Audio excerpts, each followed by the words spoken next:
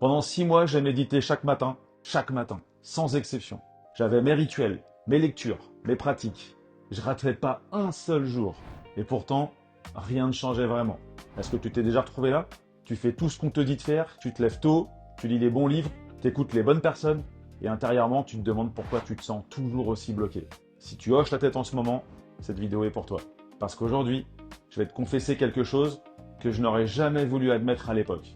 L'erreur que je faisais, l'erreur silencieuse, invisible, que personne ne pointe du doigt, celle qui rend toutes les pratiques spirituelles complètement creuses.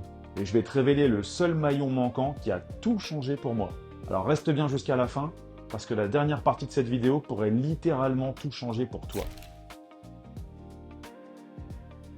Il y a quelques années, j'étais déterminé, vraiment déterminé. Je m'étais fixé un cadre strict. Méditation le matin, lecture spirituelle dans la journée, journalisation le soir, Joe Dispenza, les grandes voies du développement personnel, les pratiques de reprogrammation. J'absorbais tout, absolument tout.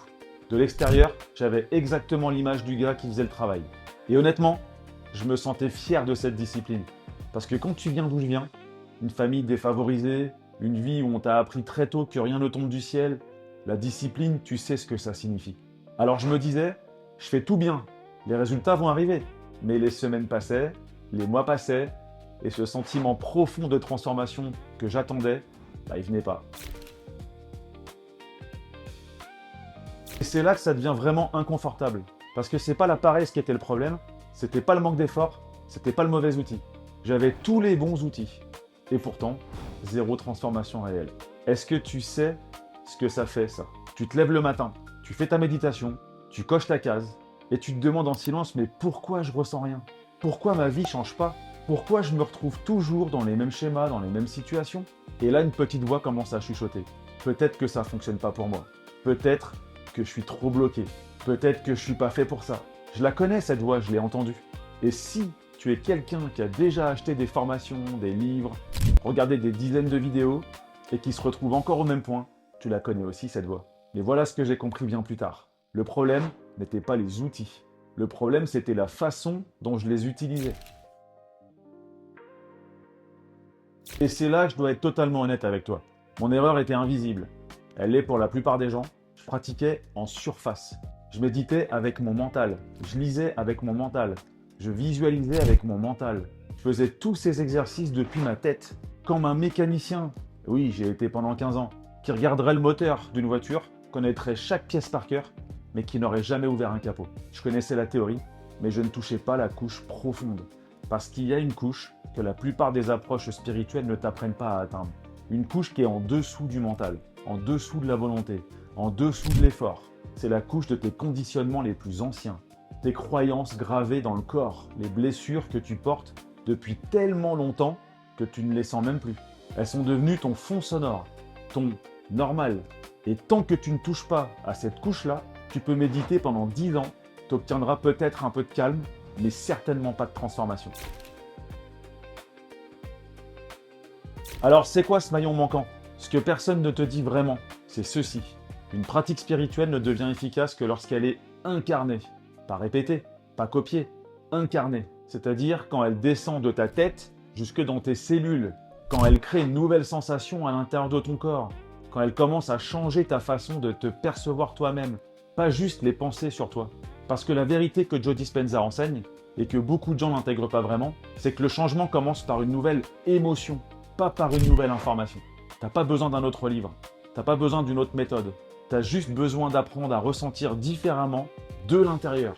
Et ça s'apprend pas en lisant, ça s'apprend en étant accompagné pour toucher ce qui résiste en toi, pour nommer ce qui te bloque vraiment, pour traverser ce que tu as évité pendant des années. C'est le maillon manquant, pas la technique, la profondeur avec laquelle tu l'appliques. Le jour où j'ai compris ça, quelque chose s'est déplacé en moi. Pas de façon spectaculaire, pas d'illumination soudaine, mais progressivement, les pratiques ont commencé à avoir un goût différent. La méditation n'était plus une case à cocher, elle devenait un espace où je rencontrais quelque chose de vrai en moi. Et c'est là que les résultats ont commencé à apparaître. Pas parce que j'avais changé d'outil, parce que j'avais changé de couche. Je me suis mis à ressentir moins de cette charge mentale constante qui me pesait, cette sensation d'être épuisé par ma propre tête, cette impression de courir sans avancer. Tout ça a commencé à se dissoudre.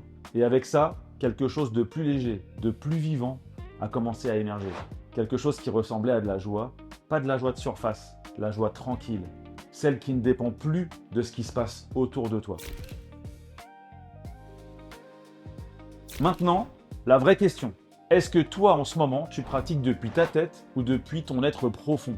Voilà quelques signes qui ne trompent pas. Tu médites régulièrement, mais tu te sens toujours aussi anxieux, lourd ou vide peu de temps après. Tu connais les concepts du développement personnel.